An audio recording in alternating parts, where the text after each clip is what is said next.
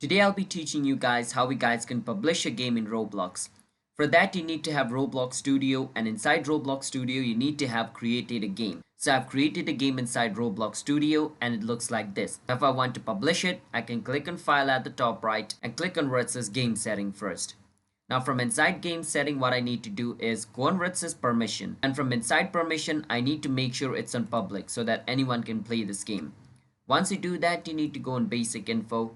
From over here you can enter your game's name. I will just name it Witchy Kevin Game, and over here in description you can write anything you want. So I'm just going to write Fun Game, but you can write whichever description you want. But remember, if you want to play your game, you need to search using this name and this description. Alright, after this is done, just click on Save and your game setting will be saved.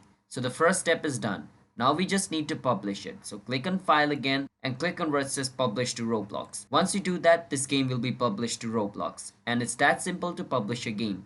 So make sure you get this notification. If you get this, then it's done. So I hope you understand. If you guys found our video helpful, hit the subscribe to our channel, how to guide for future videos like this. I'll see you guys next time.